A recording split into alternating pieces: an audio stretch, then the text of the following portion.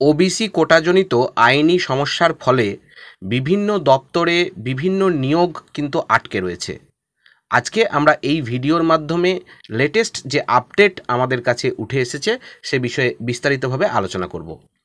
আমরা এর আগে দেখেছি যে ডাব্লিউবিসিএস সহ শিক্ষা দপ্তর সহ অন্যান্য ছোট বড় বিভিন্ন দপ্তরে যে কর্মী নিয়োগ সেটা কিন্তু ওবিসি কোটার এই যে কোর্ট কেস সেটা নিয়ে কিন্তু আটকে রয়েছে।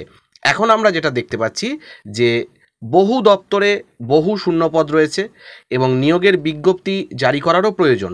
বহু ক্যান্ডিডেট কিন্তু তারা চাতক পাখির মতো আশা করে বসে রয়েছেন বিভিন্ন ক্ষেত্রে, শিক্ষা দপ্তর সহ, সেটা 2022 সালের টেটের ইন্টারভিউ নোটিফিকেশন হোক বা অন্য কোনো পিএসসির নোটিফিকেশন হোক। কিন্তু এই যে ওবিসি সংরক্ষণ, এই সংরক্ষণের গেরোয় এখন রাজ্যের বিভিন্ন দপ্তরে নিয়োগের যে নতুন বিজ্ঞপ্তি সেটা কিন্তু জারি করা বন্ধ রয়েছে এবং এই নিয়ে সমস্যায় পড়েছে পাবলিক সার্ভিস কমিশন থেকে শুরু করে একাধিক দপ্তরের নিয়োগকর্তারা। বাদ যাননি প্রাথমিক শিক্ষা পর্ষদ সহ যে স্কুল সার্ভিস কমিশন রয়েছে তারাও।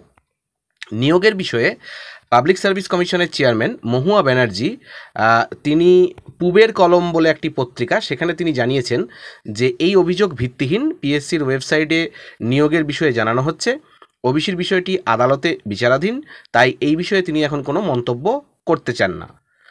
অন্যদিকে আমরা দেখতে পাচ্ছি প্রাথমিক স্কুলগুলিতে শিক্ষক নিয়োগ করে প্রাথমিক শিক্ষা পর্ষদ যে ভ্যাকেন্সিগুলো ফিল আপ করে থাকে, সেক্ষেত্রে যে নতুন শিক্ষক নিয়োগ নিয়ে প্রাথমিক শিক্ষা পর্ষদের চেয়ারম্যান গৌতম পাল মহাশয় তিনি বলছেন যে নিয়োগ বিধি তৈরি করে রাজ্য সরকার, সেই নিয়ম অনুসারে নিয়োগ করা হয়ে থাকে। রাজ্য সরকারের কাছ থেকে সবুজ সংকেত পেলে সেই অনুসারে নতুন নিয়োগের বিজ্ঞপ্তি আমরা জারি করব।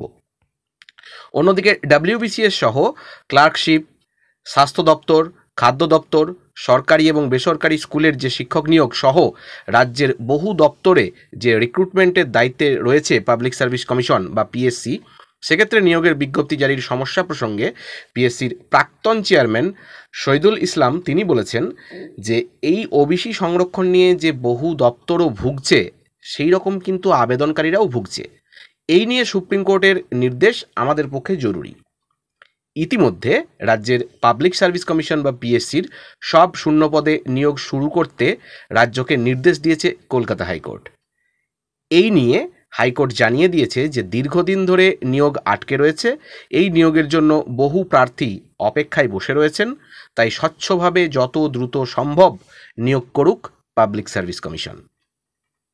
এদিকে পিএসসির মাধ্যমে রাজ্যের সরকারি চাকরিতে নিয়োগ আটকে থাকার অভিযোগে হাইকোর্টে আবেদন জানানো হয়েছিল এবং সেখানে শূন্যপদে নিয়োগ শুরু হোক এমনটাও দাবি করা হয়েছিল।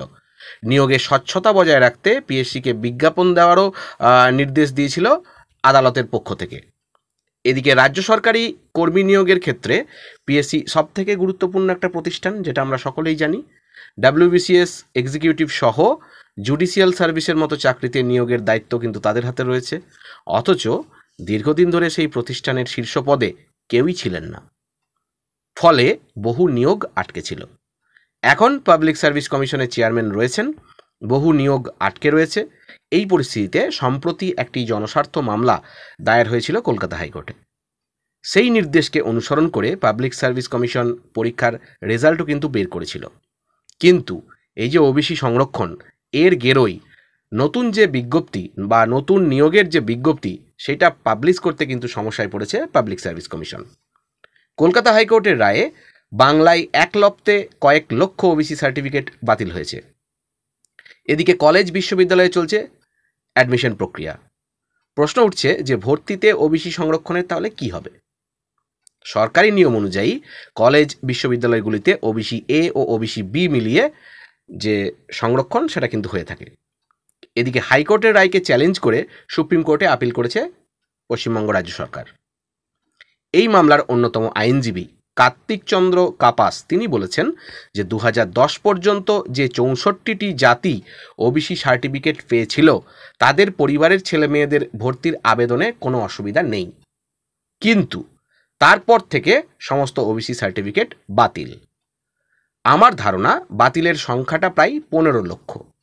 তারা কোনোভাবেই কোটায় ভর্তির জন্য আবেদন করতে পারবেন না, এই মন্তব্যটা কিন্তু আইনজীবী কার্তিক চন্দ্র কাপাস তিনি করেছেন।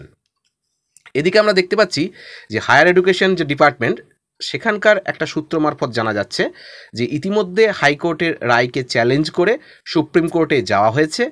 ফলে ওবিসি সংরক্ষণের এই যে সার্টিফিকেট যার যার রয়েছে তার ভিত্তিতেই ভর্তির ক্ষেত্রে আবেদন কিন্তু তারা করতে পারবে, তাতে কিন্তু কোনো রকম কোনো সমস্যা হবে না। এদিকে সরকারি এক সূত্রের মারফতে যেটা জানা যাচ্ছে যে শীর্ষ আদালত থেকে অন্তত স্থগিতাদেশ পাওয়া যাবে, ফলে ভর্তিতে কোনো সমস্যা থাকবে না। এটা কিন্তু ভবিষ্যতের বিষয়। তবে এই মামলাটি সুপ্রিম কোর্টে কবে উঠবে সেই দিকে তাকিয়ে ওবিসি ছাত্রছাত্রী সহ যারা রিসার্চ স্কলার রয়েছেন এই ক্যাটাগরিভুক্ত তারাও। ভবিষ্যতে কি হতে চলেছে আমাদের অবশ্যই সেদিকে নজর থাকবে। ভালো থাকুন, সুস্থ থাকুন, ধন্যবাদ।